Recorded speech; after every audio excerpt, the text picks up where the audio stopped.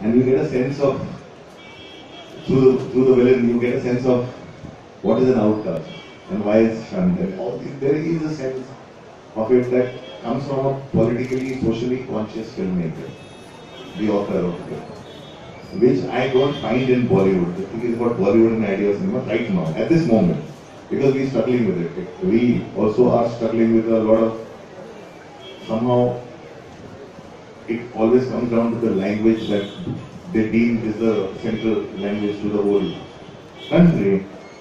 So what happens is a lot of pressure there. Which is why, say on Twitter, you tweet in English, nobody cares. But when you tweet in a language which is local, it creates a problem. It creates an uproar, it creates a reaction. So which is why, I said that the other day also. Because as a filmmaker, I find it kind of frustrating when I am writing a script and the first thing I'm supposed to do is take out the politics of the place from it. Take it out, otherwise they say the film won't get made. When we are dealing and struggling with things like that, the things that make us uncomfortable, the three things we are not, everybody gets uncomfortable with when we are making films in Hindi, is religion, politics and sex, sexuality. Not sex, sexuality. Sexuality makes us uncomfortable, sex is okay, strictly ethics, so it's moving fast. So, those are the three things, and that's the big struggle as a filmmaker. When you make a film complex and dense, and you want to address issues we don't want to talk about, the producers, because the financiers, the business for them, they get scared. And they're like, don't do this, don't do that. Why do you want to do this? Let's just keep it simple.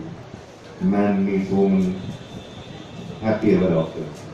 So, so at this moment, a lot of filmmakers, you see, who I identify with, whose films I go and see, have not made a film in the last 2-3 years.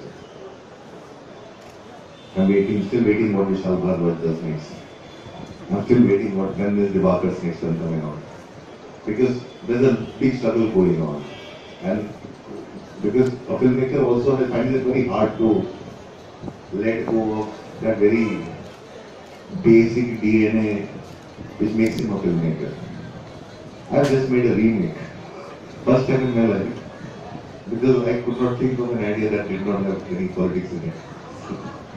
It happens, and we're going through that phase right now. It's a struggle, and that's why I think cinema is essential to our culture today, because that is what is recording the times we're living in, and somehow it does not suit, because the whole world is going one way now, the entire world. And it's a problem that I think in a lot of countries filmmakers are facing. More than us, we are filmmakers in other countries, Russia, Iran, that are facing that kind of a censorship and blockages. So, seeing them, I always try to tell myself, I can't complain, I have no reason to complain, I have to find a way to tell my story and tell my truth. It's hard, really hard. Because filmmaking is an art form that costs money, unlike other art forms. So which is why when I come to the festivals and I see indie filmmakers who for that little amount of money make these amazing films, and I'm like, I used to do that, but I somehow am unable to do that anymore. Because that also means people who are working with me suddenly, they've gotten used to that, okay, now finally after a long time we're getting paid, and now again we go back to not getting paid. So it becomes difficult. So which is why I keep encouraging young filmmakers, because they are the ones I look up to. They are fearless, they are courageous, they are with the times, and they are representing their people.